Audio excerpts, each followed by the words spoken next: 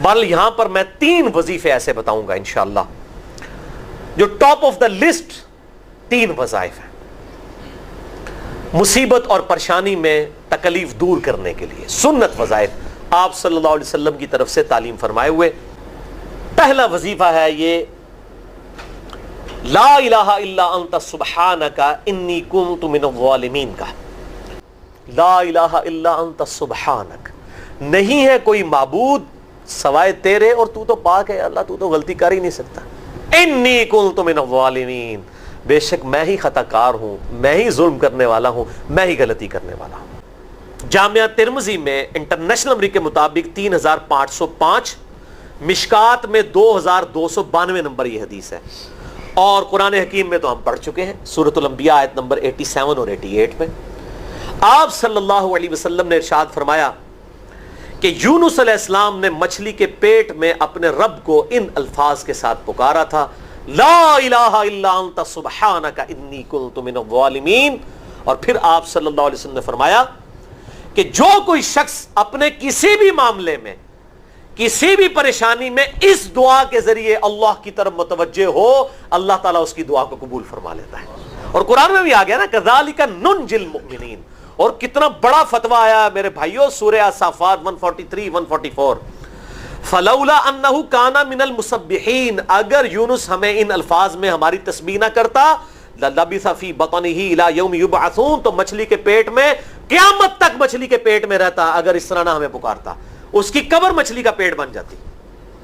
یعنی یہ اتنا عطاب، اور وہ دور ہو گیا اس دعا سے، بہت بڑے اسماء اعظم میں سے ہے۔ تو یہ بہترین دعا، بہترین وظیفہ، اسماء اعظم میں سے بہترین چیز، اور سب سے بڑھ کر جو میں نے بات کی کہ بہترین استغفار، اللہ سے توبہ مانگنے کا بہترین ذریعہ۔ آپ دیکھیں اللہ تعالیٰ کی کوالٹی کو کس طریقے سے انہوں نے اپنے لیے جو ہے وہ ذریعہ بنایا نجات کا۔ کہتے ہیں نا وہ کسی کے انسٹنکٹ پہ بات کرنا، کسی کی جبلت پہ، انہوں نے اللہ تبارک و تعالیٰ کی ایک خاص کوالٹی تھی جس کے ساتھ انہوں نے اللہ کی طرف دعا کی۔ وہ کیا؟ بڑی انٹلیکچوئل دعا ہے، لا الہ الا انت، اے اللہ تیرے سوا کوئی معبود نہیں ہے۔ یہ توحید کو پہلے نمبر پہ لے گئے۔ انت سبحانک، اے اللہ تو پاک ہے، تو غلطی کر ہی نہیں سکتا کیونکہ تو پاک ہے۔ انی کنت من الظالمین، میں تو انسان ہوں، میں تو غلطی کروں گا۔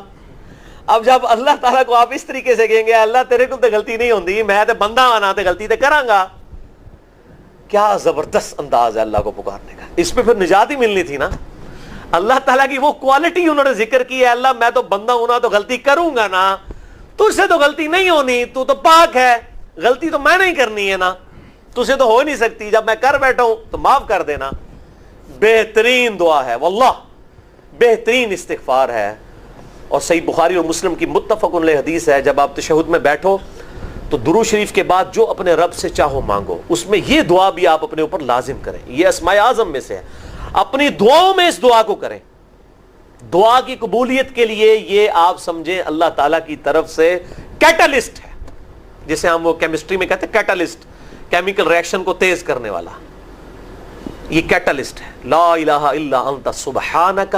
انی کنت من الظالمین۔ دوسرا وظیفہ وہ بھی جامعہ ترمذی میں انٹرنیشنل نمبر کے مطابق 3524 نمبر حدیث ہے، لیکن ترمذی کا طریق جو ہے وہ ضعیف ہے۔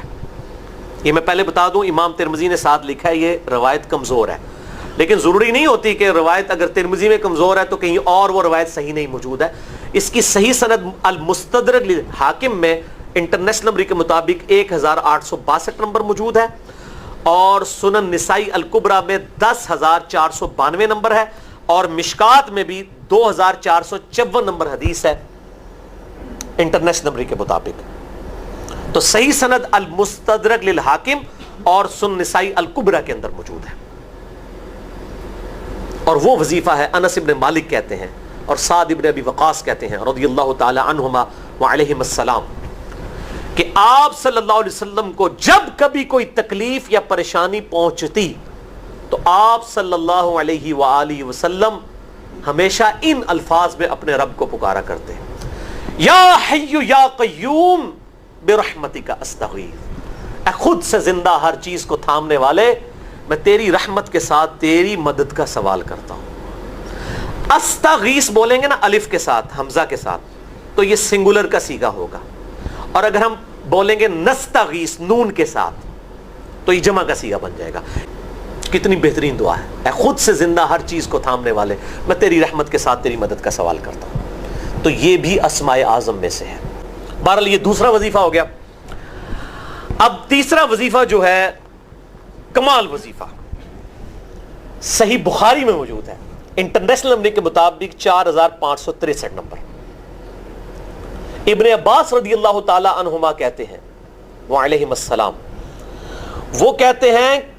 کہ سیدنا ابراہیم علیہ السلام کو جب آگ میں پھینک رہے تھے نا، تو ابراہیم علیہ السلام نے اس وقت کہا تھا حسبنا اللہ ونعم الوکیل، ہم نے اللہ ہی پر بھروسہ کیا اور وہی بہتر کارساز ہے۔ اور تمہارے نبی صلی اللہ علیہ وسلم کو بھی جب مصیبت اور پریشانی آتی تھی وہ بھی پڑھا کرتے تھے حسبنا اللہ ونعم الوکیل، ہم نے اللہ ہی پر بھروسہ کیا اور وہی بہتر کارساز ہے۔ اس کے بعد وہ شعر جو بنا دیا نا، نعم المولا و نعم النصیر، ویسے الگ سے آیت ہے، الگ سے آیت ہے، لیکن یہ شعر نہیں بنانا، بس اتنا ہی وظیفہ ہے، حسبنا اللہ و نعم الوکیل۔ اور یہ جو انہوں نے کہا کہ نبی صلی اللہ علیہ وسلم بھی یہ کہتے تھے، اس کا ذکر الحمدللہ قرآن میں بھی موجود ہے، اس سے بھی بڑھ کر سورہ آل عمران کی 173 نمبر آیت میں ہے کہ جب نبی صلی اللہ علیہ وسلم اور اہل ایمان کو یہ خبر پہنچی کہ کافر ان کے خلاف سازشیں کر رہے ہیں، تو نبی اور اہل ایمان نے پکارا حسبنا اللہ و نعم الوکیل۔ تو حسبنا اللہ و نعم الوکیل قرآن کی آیت بھی ہے، اور یہ ہے وہ آیت، وظیفہ قرآن میں آیا ہوا ہے یہ، آل عمران 173 اور صحیح بخاری 4563۔ اور مجھے بڑا وجد آیا کہ ابراہیم علیہ السلام کو جب آگ میں پھینکنے لگے تھے، انہوں نے اس وقت اللہ کو ان الفاظ کے ساتھ پکارا حسبنا اللہ و نعم الوکیل۔ اچھا، یہ جتنے بھی وظیفے ہیں نا میرے بھائیوں، ان کا فائدہ اسی وقت ہے جب آپ کو ترجمہ بھی ان کا آتا ہوگا، ورنہ آپ روزانہ جتنی مرضی تسبیحیں کھینچتے رہے کوئی فرق نہیں پڑے گا۔ اس لیے میرا ایک پرسنل مشورہ ہے کہ جب بھی یہ وظیفے پڑھیں نا آپ، اردو ترجمہ بے شک آتا بھی ہونا، ایک دفعہ اپنی زبان میں اس کو ریپیٹ کریں، یعنی آپ پڑھیں حسبنا اللہ و نعم الوکیل، میں نے اللہ ہی پر بھروسہ کیا اور وہی بہتر کارساز ہے۔ آپ دیکھیں یہ صوت القرآن چینل میں جب وہ عربی چل رہی ہوتی ہے، جیسے ہی وہ مراج الدین خان کا ترجمہ شروع ہوتا ہے نا، کیسے کب کبھی طاری ہو جاتی ہے، کیونکہ وہ ہماری زبان میں بات ہو رہی ہوتی ہے نا، عربی ہمیں تو نہیں قیام اللیل میں رو رہے ہوتے، ان کی زبان میں بات ہو رہی ہوتی ہے، اپنی زبان کا اثر ہوتا ہے۔ اسی طریقے سے آپ لا الہ الا انت سبحانک انی کنت من الظالمین، یا حسبنا اللہ و نعم الوکیل، یا حی یا قیوم برحمتک استغیث، جو بھی وظیفے پڑھیں نا، ایک دفعہ ان وظیفوں کو جب آپ الگ سے دعا مانگ رہے ہوں، اس وقت اس کو آپ اپنی زبان میں بھی دہرائیں۔ اور اس کے لیے کوئی تسبیح نہیں کھینچنے کی ضرورت کہ آپ نے اتنے 100 دفعہ پڑھنا ہے، تسبیح تو ویسے ٹھیک ہے، وہ آپ استعمال کر سکتے ہیں، لیکن آپ چلتے پھرتے اٹھتے بیٹھتے ہر وقت جس حالت میں بھی، اور صحیح مسلم میں حدیث ہے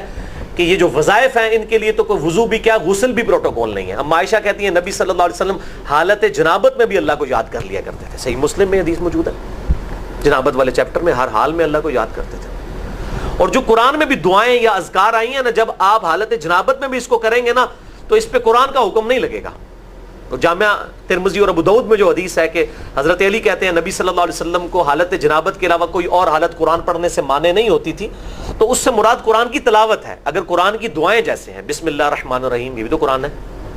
سبحان اللہ بھی تو قرآن ہے، الحمدللہ بھی تو، یہ اذکار جو ہے نا، جب آپ اذکار کی نیت سے پڑھ رہے ہوں گے پھر یہ قرآن نہیں شمار ہوں گے، ذکر شمار ہوں گے، اور اس کے لیے نہ وضو پروٹوکول ہے اور نہ غسل کا ہونا ضروری ہے، ہر حال میں اللہ کو یاد کریں۔